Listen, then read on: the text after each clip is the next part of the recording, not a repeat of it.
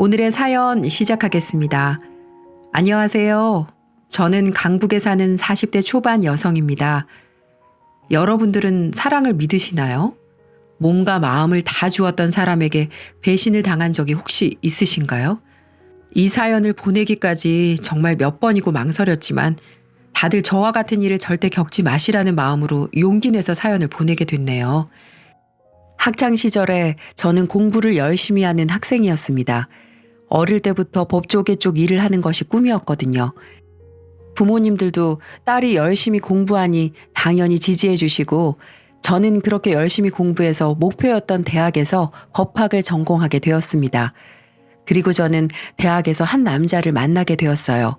그 사람은 저와 같은 과 선배였는데 과 동기들이랑 외식하러 갔다가 같은 식당에서 합석을 하게 되어 첫 만남을 갖게 되었죠. 복학생이라 저보다 나이는 조금 많았고요. 고등학교 시절부터 공부만 하고 다른 건 신경 쓸 겨를이 없었던 저라 연애 경험이라고는 전무한 상태였습니다. 그래서 동기 남자애들 대하는 것도 적응 기간이 필요했었고요. 그 남자는 저에게 먼저 호감을 보이면서 다가왔었고 다정하고 따뜻하게 저를 배려하는 말투로 대화를 이끌어 나갔습니다. 제가 경험이 한 번이라도 있었다면 어땠을지는 모르겠습니다만 아무튼 좋게 말하면 순진했고 나쁘게 말하면 물러 터졌던 저는 말 그대로 그 남자와의 대화에 빨려들듯이 스며들어갔어요. 먼저 연락처를 물어본 것도 그 남자였고 정말 누가 봐도 저와 사귀고 싶다는 듯이 계속 대시를 하더라고요. 주위 동기들도 저에게 잘해보라고 지지를 해줬고 저는 그렇게 그 사람을 처음 만나고 몇 달 안 되어서 연애를 하게 되었습니다. 그때가 저 대학교 3학년 때였어요. 그 사람은 이미 사법시험 1차를 붙고 2차를 준비하고 있었고요. 군 복무도 끝난 상태여서 이제 정말 변호사 될 일만 남았었어요. 그런 모습이 제게는 더욱 멋있어 보이고 동경의 대상이었습니다. 제 공부만 하던 제가 남자친구의 시험 뒷바라지 하느라 과제를 제출 못한 적도 있었을 정도로 저는 그 남자를 사랑했었어요. 그 사람이 잘 되는 게 곧 내가 잘 되는 거라고 생각했고 그 사람과의 미래에는 무조건 내가 함께할 거라고 생각했으니까요. 그 사람은 시험에 붙고 신참내기 변호사로 일을 시작했습니다. 제가 합격한 것처럼 정말 행복해하면서 기뻐하고 서툰 솜씨로 엄마를 달달 볶아가면서 밤새 온갖 반찬들을 만들어서 집으로 갖고 가서는 축하의 상을 차려줬어요. 그 사람도 내가 열심히 일해서 너도 잘 되고 우리 꼭 결혼하자 라고 말했고 저는 이제 행복할 일만 남았다고 생각했죠. 학점이 채워지자마자 저도 사법시험 1차에 응시했고 합격했습니다. 2차는 훨씬 더 어렵다는 걸 잘 알고 있었지만 그래도 저는 열심히 할 자신이 있었고 그럴 예정이었습니다. 변호사는 제 오랜 꿈이기도 했으니까요. 하지만 제 계획은 한순간에 물거품이 되었습니다. 바로 저의 갑작스러운 임신 때문이었죠. 졸업하기도 전이었고 2차 시험을 준비하고 있던 상황에서 저는 너무도 당황했습니다. 한편으로는 사랑하는 그 사람과의 사이에서 생긴 악이라는 생각으로 기쁘기도 했지만 마냥 행복할 수 없는 상황이었어요. 임신 4주라는 이야기를 들었을 때 감정이 아직도 생각이 나네요. 그런데 그 사람은 너무도 자연스럽게 우리 그럼 결혼해야겠네 라고 일을 진행시키더군요. 물론 처음에 임신 소식을 알렸을 때는 당황하긴 했지만 바로 기뻐하는 기색을 드러냈고 난 어차피 너랑 결혼할 생각이었는데 우리 아기까지 가져줘서 너무 고마워 라면서 임신 소식을 반가워하더군요. 1년이 넘게 만나는 사람이 있다는 건 아셨는데 정식으로 부모님께 소개는 처음이었습니다. 그런데 그게 임신과 결혼이었으니 부모님은 난리가 나셨죠. 당연한 반응이라고 예상은 했었어요. 아빠는 아무리 변호사라지만 이제 갓 된 건데 어떻게 책임지려고 그러나? 하며 그 사람에게 물었고 그 사람은 지금 로펌들의 이력서 넣으며 구직하고 있습니다. 조만간 자리 얻을 수 있을 거고 제가 아기랑 선이 다 책임지겠습니다. 결혼 허락해 주세요. 라고 말했죠. 그 사람이 돌아가고 나서 엄마와 아빠와 저는 대화를 나누었어요. 엄마는 지금 2차 준비하고 있는 게 아깝긴 하지만 애 아빠 되는 사람이 책임지겠다고 하는 마당에 지우는 것도 아닌 것 같다 라고 하셨고, 사업을 하셨던 아빠는 그래도 지금 여기서 네 꿈을 멈추면 나중에 다시 시작하는 게 어렵지 않겠니? 아빠는 무조건 네 의견 따를 거다 라고 하시며 올바른 선택을 하라고 하셨습니다. 저는 제 꿈을 굉장히 소중하게 생각하고 있었는데 그때 철없던 저는 제 실질적인 첫사랑이나 다름없던 그 사람을 정말 사랑하고 있었나 봐요. 아니, 앞으로 보고 뒤로 봐도 미친 듯이 사랑하고 있었죠. 아빠의 말에 바로 그 남자와 결혼하고 아기나 잘 키우겠다고 했으니까요. 저희 쪽에 허락을 받자마자 바로 그 남자의 집에도 인사를 하러 갔습니다. 아버지께서는 지병으로 일찍 돌아가시고 어머님만 만나 뵙게 되었어요. 사실 처음부터 저를 보시는 시선이 곱진 않다는 걸 느끼기는 했습니다. 이제 시작이지만 어쨌든 자기 아들은 변호사 이름 달고 있는데 저는 이제 1차 붙은 학생에 불과했으니까요. 어쨌든 애를 가졌다니까 태교에 집중해야겠네. 그럼 결혼식도 무리겠다. 식은 나중에 애 낳고 천천히 올리던가 하고 일단은 신고만 해. 그리고 지금 우리도 결혼 자금을 대줄 여유가 없으니까 당분간 우리 아들 로펌 들어갈 때까진 집에 들어와서 살아야겠다. 제 얼굴은 제대로 보지도 않으시고 어쩔 수 없이 일처리하는 듯한 모습으로 앞으로의 일을 술술 얘기하시는 어머님 앞에서 저는 그저 잘 보여야겠다는 생각뿐이었어요. 지금 생각해보면 그렇게 공부한 게 다 헛된 거라는 생각이 들 정도로 저는 사람 대할 때 완급 조절을 배우지 못했었네요. 공부는 안 할 거지? 너 우리 아들 애 가져놓고 그 공부 다 하고 시험 준비해서 잘못되면 큰일 나니까 일단 나중에 애 좀 키우고 다시 시작하더라도 지금은 그만둬라. 그래, 선이야. 지금은 우리 아기가 더 중요하잖아. 휴학 신청하고 지금은 출산 준비만 잘하자. 우리 아기 낳고 결혼식도 예쁘게 하고 너도 다시 공부 시작해서 맞벌이 하면서 키우면 되지. 남편과 어머님이 동시에 그렇게 말하니 저는 그렇게 알겠다고 대답했어요. 상견례 때도 어머님은 저에게 한 말 그대로 저희 부모님에게 말씀하셨고 엄마 아빠는 마냥 속이 편하지는 않으셨지만 임신 중에 결혼식과 공부를 동시에 하는 게 무리라는 건 동의를 하셨기 때문에 별다른 말씀은 하지 않으셨습니다. 저는 그렇게 학교 동기들에게도 놀라움을 안기고 휴학 신청을 한 후 유부녀이자 예비 엄마가 되어서 그 사람의 집으로 들어갔습니다. 이젠 남편이 된 그 사람과 시어머니와 함께 살게 되었죠. 처음에 들어가자마자 어머님은 저를 가만두지 않으셨어요. 설거지해라, 청소해라, 빨래해라는 기본이었고 로펌에 면접 보러 다니고 구직하는 남편을 위해 아침밥은 아내가 차려야 한다고 하시며 제게 다 시키셨습니다. 그리고 저보다 일찍 일어나셔서 제가 만든 반찬이나 국물 맛을 보며 평가하셨고요. 아우 짜! 너 제대로 한 거 맞니? 아니 요즘은 그 인터넷이고 뭐고 다 찾아보면 만드는 방법이 천진데 맛이 왜 이래? 외동딸이라고 곱게 자랐다고 요즘은 그게 핑곗거리가 안 돼. 오히려 혼자면 엄마 아빠가 뭐 하나라도 더 많이 가르치셨을 줄 알았는데 우리 아들은 이거 싫어해. 연애하는 동안 그것도 몰랐니? 예전에 군대에 있었을 때 만나던 애는 아주 그냥 도시락 파리바리 싸서 면회도 같이 가고 그랬는데 아유 잘하는 거라고는 눈꼽만큼도 없어서리원. 남편의 전 여자친구까지 거론하시는데 정말 스트레스를 많이 받았어요. 임신 초기라 조심하고 또 조심해야 하는데 이럴 거면 차라리 학교를 다니며 공부를 하는 게 더 낫겠다 싶을 정도였죠. 그래도 저는 참고 참으면서 네 하고 어머니께 맞춰드렸어요. 어쨌든 아이가 있었고 남편을 사랑했으니까요. 그렇게 노력하면 잘 살 수 있을 줄 알았습니다. 그런데 그게 아니었어요. 우선 남편의 일자리는 생각만큼 구해지지 않았고 남편은 그 스트레스인지 술을 많이 마셨습니다. 그리고 제게 화를 내거나 귀찮아하는 기색도 내비쳤죠. 하지만 저는 남편도 힘들겠지 생각하면서 버티고 참았어요. 그러다가 결국에는 일이 생겼습니다. 제가 갑자기 하혈을 한 거예요. 그것도 친정에 잠깐 갔을 때 벌어진 일이라 부모님이 다 보시게 되었고 난리가 나셨습니다. 다행히 아기는 무사했지만 병원에서는 스트레스가 많은 것 같다고 했고요. 아빠는 너 무슨 일 있어? 솔직하게 얘기해. 라고 하셨고 저는 결국 시어머님에게서 받는 스트레스와 남편의 취업난에 대해 말씀드렸어요. 아빠는 사업가답게 행동파셨습니다. 곧바로 저를 데리고 시댁에 가셔서 제가 월세방이라도 구해줄 테니까 애들 분가시키시죠. 라고 하셨습니다.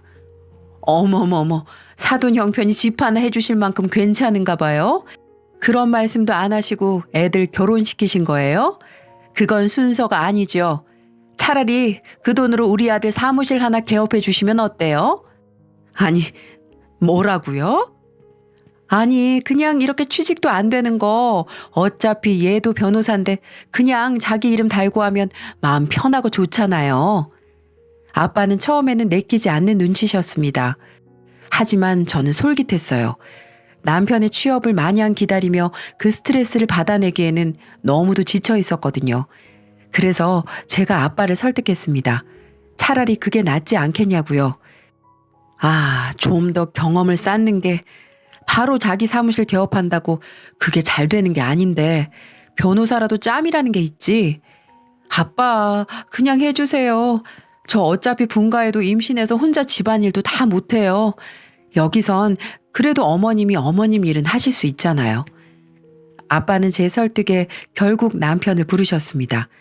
한 상가 건물에 사무실을 하나 열어주신다고 하신 거죠. 그 대신 명의는 제 이름으로 해주신다고 했어요.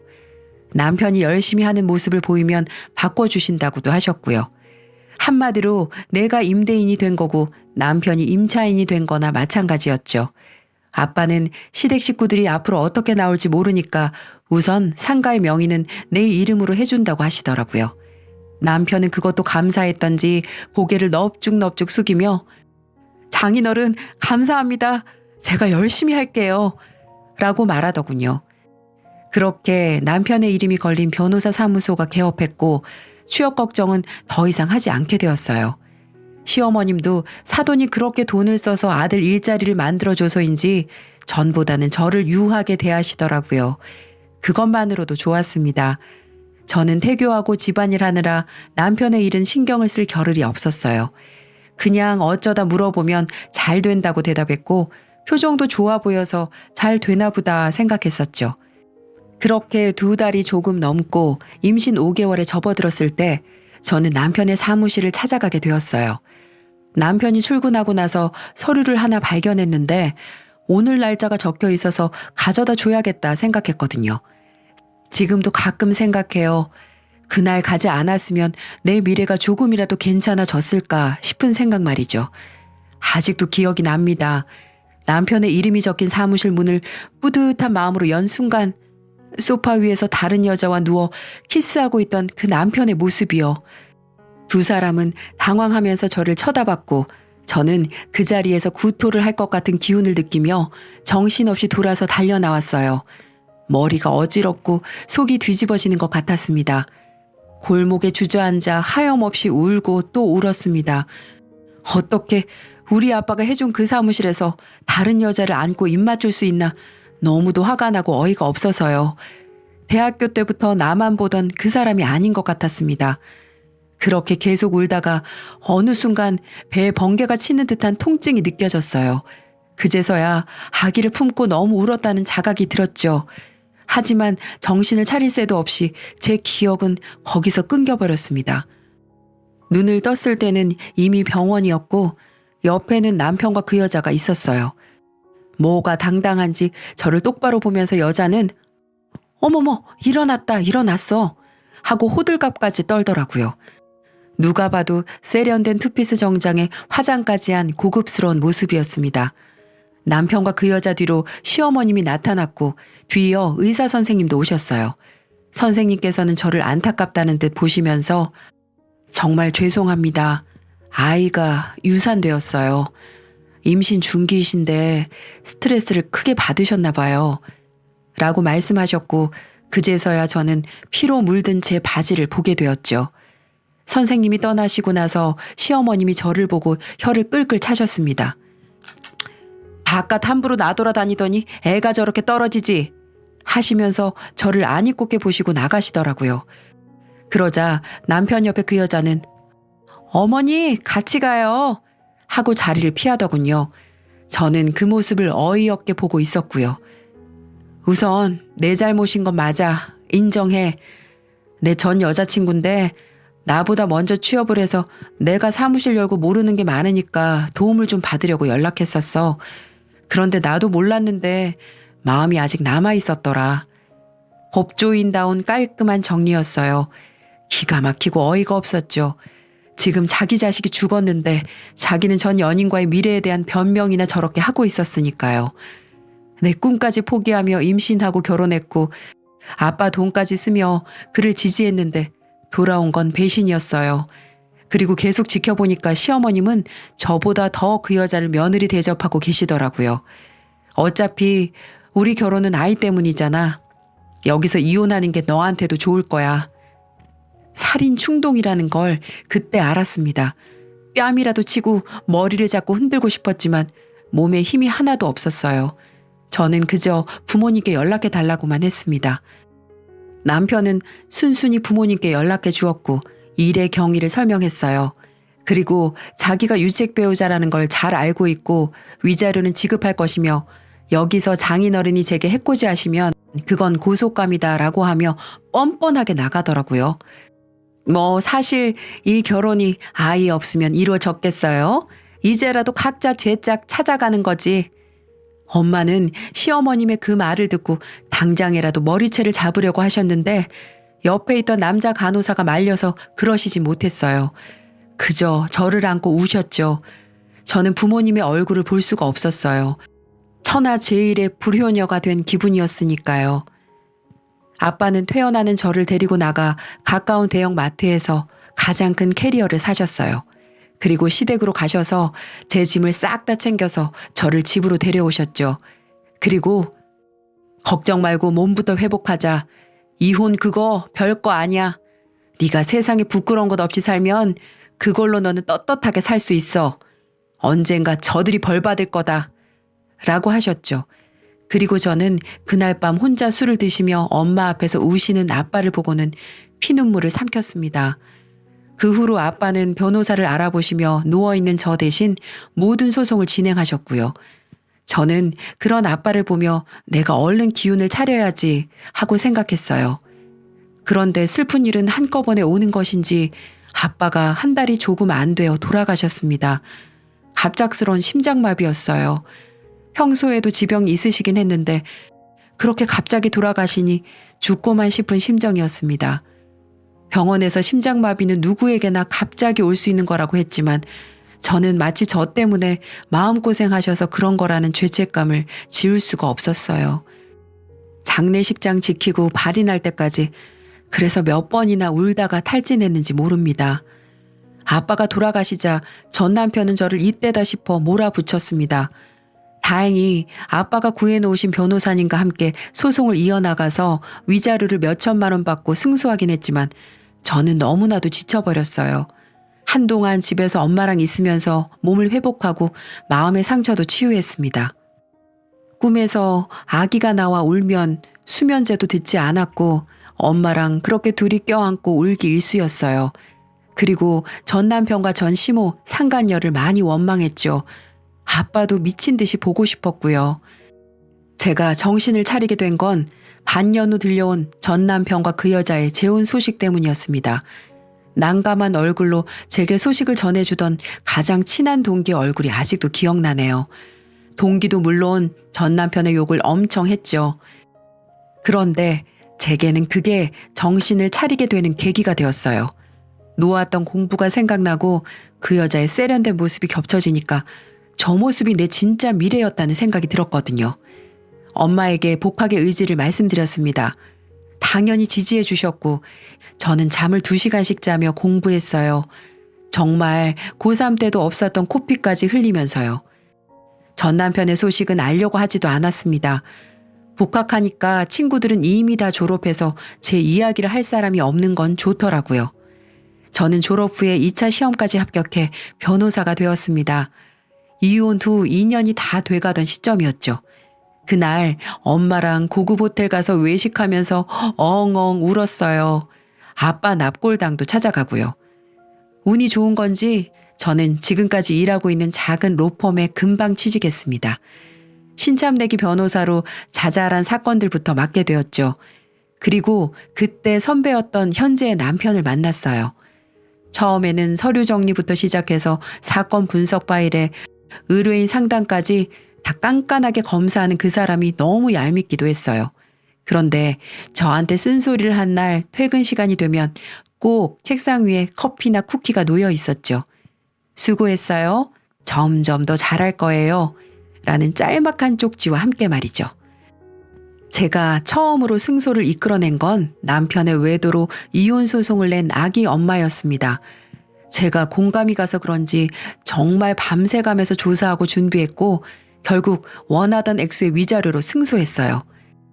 그리고 그날 저는 현재 남편에게 고백을 받았습니다. 알고 봤더니 제가 뭔가 하나를 해내고 자신감을 얻을 때까지 기다려주고 싶었대요. 하지만 저는 마음을 쉽게 열 수 없었어요. 바로 과거 때문이었죠. 하지만 선배는 그런 제게 계속 다가왔고 저는 결국 제 과거를 털어놓았습니다. 아휴, 고생 많았네. 내가 이제 당신 지켜줄 거야. 그러니까 더 이상 힘들지도 외로워하지도 마. 선배는 그렇게 웃으며 말하더군요. 그 말에 저도 모르게 울음이 터져 엉엉 울었고 한참 동안이나 선배는 조용히 저를 달래주었습니다. 그리고 저는 그렇게 조심스럽게 새 사랑을 시작했죠. 선배가 나이가 좀 있다 보니 집안에서 결혼을 재촉하는 모양이었어요. 제게 땀을 뻘뻘 흘리면서 조심스럽게 이야기를 하더라고요. 그 모습이 오히려 저는 결혼을 별거 아닌 것처럼 말했던 전 남편보다 훨씬 믿음이 가더군요. 그 대신 이번에는 먼저 예비 시부모님을 뵙고 싶다고 말했어요. 선배는 제 이야기를 미리 다 해놓았다고 했는데 정말로 선배 집에 처음 가자마자 어머님께서 저를 안고 눈물을 흘리셨어요. 선배는 제 이혼 아픔을 겪었던 것부터 해서 유산에 아버님이 심장마비로 돌아가신 것까지 해서 예비 시부모님이 저를 만나기 전에 모든 걸 저에 대해서 아시게끔 말을 해놨던 것 같았습니다. 지방에서 오셨다고 했는데 그냥 평범한 동네 아주머니 느낌이어서 날카로운 선배 이미지랑 상반되는 게 신기했어요. 얘야 왔니? 얘기 들었다. 그동안 얼마나 고생을 했누. 우리 아들에게 얘기 다 들었어. 이제부터 과거는 다 잊고 우리 함께 새롭게 다시 시작하면 돼. 아버님께서도 그래, 아버님도 심장마비로 돌아가셨다며 이제부터는 내가 너의 아버지가 되어줄 거다. 하늘에 계신 니네 아버지도 널 지켜줄 거고 우리에게 이렇게 와줘서 너무 고맙구나 하시며 몇 년이 지났음에도 불구하고 제게 몸보신하라면서 준비해 두신 한약을 건네시더라고요. 그 모습에 저도 마음이 동했고 저희의 결혼은 그렇게 일사천리로 진행되었어요. 이번에는 예쁜 웨딩드레스도 입고 멋진 결혼식장에서 직장 동료들, 대학 동기들 다 모아놓고 결혼식을 했어요. 제 과거를 아는 동기들도 아우, 네가 그렇게 고생하더니 드디어 인생 핀다 라고 하며 저와 남편의 앞날을 축복해 주었습니다. 같은 직장에서 일하다 보니까 자연스럽게 얼굴 볼 일도 많았고 정말 전 남편과 비교하면 너무너무 행복한 결혼 생활이 시작되었어요. 정말 너무 행복했고 남편은 지금까지도 매일매일 제게 사랑한다고 해주곤 합니다.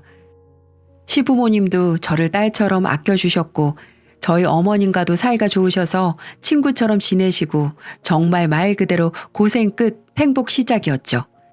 아이는 너네 자유롭게 가지고 안 낳고 싶으면 갖지 마라 하셔서 남편하고 천천히 이야기를 해보기로 했습니다. 저랑 남편 둘 다 일 욕심도 있었고요. 그렇게 결혼을 하고 일도 열심히 하면서 새로운 인생을 행복하게 잘 살던 중이었어요. 어느 날 제게 누군가가 상담을 예약했어요. 가보니까 앳된 얼굴의 여자가 울고 있더라고요. 무슨 일이세요? 변호사님, 저 좀 도와주세요. 저 정말 억울해요. 서럽게 우는 여학생을 달래고 이야기를 해보라고 했습니다. 여학생은 자기가 임신 중인데 아이 아빠인 남자친구가 유부남이라는 걸 최근에 알았다고 해요. 그것도 남자친구의 아내가 자기를 상간녀로 고소했다고 했습니다. 저 정말 몰랐어요. 정말이에요. 우리 아기는 어떻게 해요? 임신 소식 듣고는 저랑 결혼하겠다곤 했는데 갑자기 그 사람 와이프라는 사람한테서 고소장이 날라오고. 서럽게 우는 여학생을 달랬습니다. 이런 경우라면 가장 큰 책임은 거짓말을 한 그 유부남에게 있을 테니까요. 저는 그 여학생에게 그 유부남 정보를 적어두고 가시면 고소장을 보내겠다고 했어요. 그 여학생은 그렇게 했고, 저는 먼저 있던 일을 처리하기 위해서 제 밑에 있던 인턴에게 고소장 일을 부탁했습니다. 그리고 며칠 뒤 그 여학생을 만나기로 한 날이었어요. 며칠 새 진정을 좀 하고 왔더라고요. 아이를 혼자 키우더라도 낳고 싶다고 하더니 강단이 꽤 있어 보였죠. 제 사무실에서 대화를 나누는데 갑자기 문이 쾅 하고 열렸습니다. 그리고 흐트러진 와이셔츠를 입은 한 남자가 쳐들어왔죠. 너 지금 뭐 하는 거야? 이렇게 해서 네가 득볼 게 대체 뭔데? 내가 너랑 결혼하겠다고 했잖아. 그런데 왜 여기서 이러고 있어? 이거 나요. 변호사님, 저 좀 도와주세요. 저는 여학생을 끌고 가려는 남자의 팔을 있는 힘껏 붙들려고 했습니다. 그 순간 저도 그 남자도 굳어버리고 말았어요. 면도도 제대로 하지 않은 추레한 얼굴의 그 남자는 바로 제 전 남편이었거든요. 둘 다 굳어버렸고 그 사이에 밖에서는 소란을 들었는지 경비 아저씨랑 제 남편을 비롯한 남자 동료들이 달려왔습니다. 너 선이야, 네가 어떻게 여길? 네가 얘 변호사? 남편은 이혼할 당시 아무 보잘것없던 여자가 변호사 사무실에 떡하니 앉아 있으니 너무 놀란 표정을 짓더라고요. 얼굴이 사색이 되어 저를 멀뚱멀뚱 쳐다볼 뿐이었습니다. 그래, 넌 여자 인생 힘들게 하는 재주가 여전하구나. 제 차가운 목소리에 옆에 있던 남편은 이게 무슨 상황인지 바로 알아차리고 다른 동료들과 경비 아저씨를 내보냈어요. 그리고 제 옆에 다가와 저와 그 여학생의 손을 잡고 자기 뒤로 세우더라고요. 안녕하세요. 저는 변호사 신태영이라고 합니다. 선이 남편 되는 사람이고요. 지금 저희 로펌 고객님을 위협하고 계신 거 아시죠? 뭐요? 남편? 이봐요. 나도 변호사야. 지금 그건 변호사로서의 태도가 아닌 것 같습니다만 경찰 부를까요? 전 남편은 안절부절 못하더니 여학생에게 뭐라 웅얼거리더니 나가버렸어요.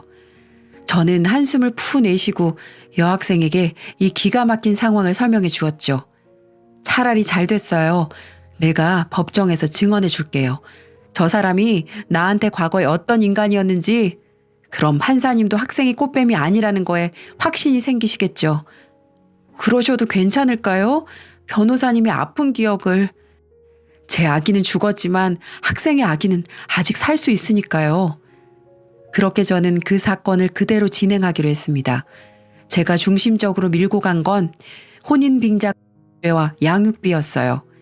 여자 인생을 송두리째 망가뜨린 그런 인간은 어떻게든 죄를 주기 위해 더 신경 쓰고 뭐 하나 빠진 게 없는지 신경을 썼습니다.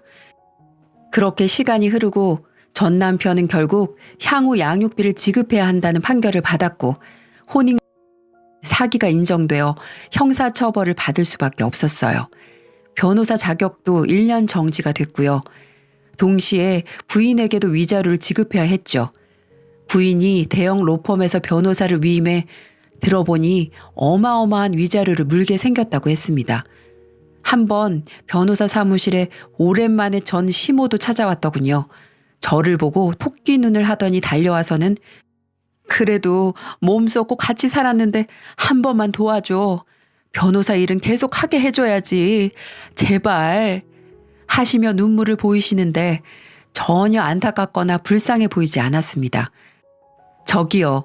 여기 아줌마 같은 분 함부로 찾아와서 그런 모습 보이는 데가 아닙니다. 그리고 누가 몸을 섞어요?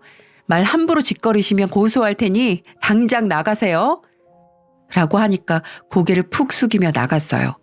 아마 집안의 대들보였던 자기 아들이 이제는 변호사도 당분간 못하게 됐으니 한숨을 푹푹 쉬는 건 당연하겠죠. 그 후 여학생은 출산을 해서 미혼모 시설과 국가 지원들을 잘 알아본 후 현재 아이를 키우며 네일 아트 샵에서 일을 한다고 하네요. 양육비는 그래도 달마다 주긴 준다고 하고요. 저는 혹시 너무 적게 주거나 끊기면 바로 와서 고소장 쓰라고 했습니다. 동기들을 통해 소식을 간간히 들은 전 남편은 완전히 패인 그 자체가 되었다고 합니다. 양육비를 주지 않으면 소송이 걸리니까 술집이나 고깃집, 심지어는 일용직 아르바이트도 하는 걸 본 동기도 있다고 해요. 로펌에 취직을 하려고 해도 이력서에 뭘 쓸 거리가 있어야 하죠. 간신히 양육비 보낼 돈 벌면서 버티는 것 같더라고요. 인과응보라는 게 진짜 있구나 싶기도 하고 그 사람은 왜 그렇게 공부 열심히 하고 불쌍하게 저렇게 살까 싶기도 해요. 아무튼 저는 지금 잘 살고 있고 남편과도 행복합니다. 앞으로도 열심히 일하고 사회의 정의가 살아날 수 있도록 일 더 열심히 할게요. 감사합니다.